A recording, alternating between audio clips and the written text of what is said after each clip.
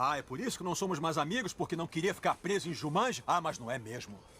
Não somos mais amigos porque eu não sou descolado pra sair com você. Então você resolveu fingir que nem me conhecia. Até precisar de mim pra fazer seus deveres de casa. Porque não conseguia fazer sozinho. Por isso não sabe nada sobre a expansão pro oeste. Tá vendo aí? Quer saber? Eu não sou burro não, Spencer. Eu te pedi pra fazer só um favorzinho. Eu disse, faz meu dever de casa pra eu não ser expulso do time e você pisou na bola. Agora eu não posso fazer a única coisa que eu faço bem e é culpa sua. Eu devia meter a mão na tua cara, mané.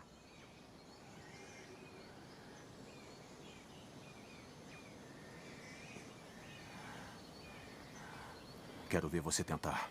Como é que é? Ah, tá. Já entendi o que tá rolando. Gente, Você acha que porque tem uns 2 metros, 120 quilos de massa muscular, eu vou ficar com medinho? É isso que tá pensando? É, talvez.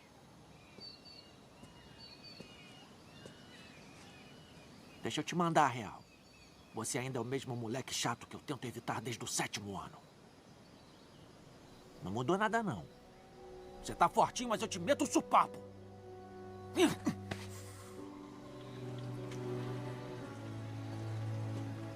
Babaca.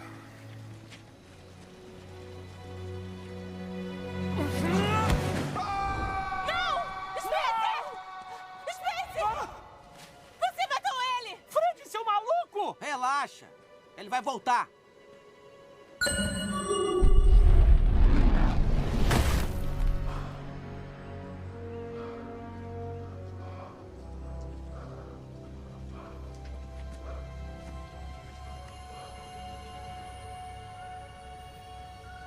Não me chama de babaca.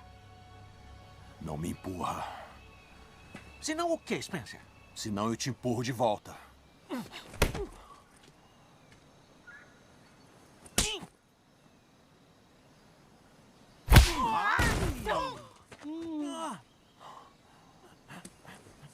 Você bateu em mim? Você me deu um tapão? Fridge, não.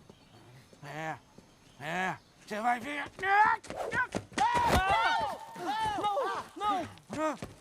Chega! Não podemos perder vidas. Precisamos uns dos outros. Gostem ou não, temos que fazer isso juntos.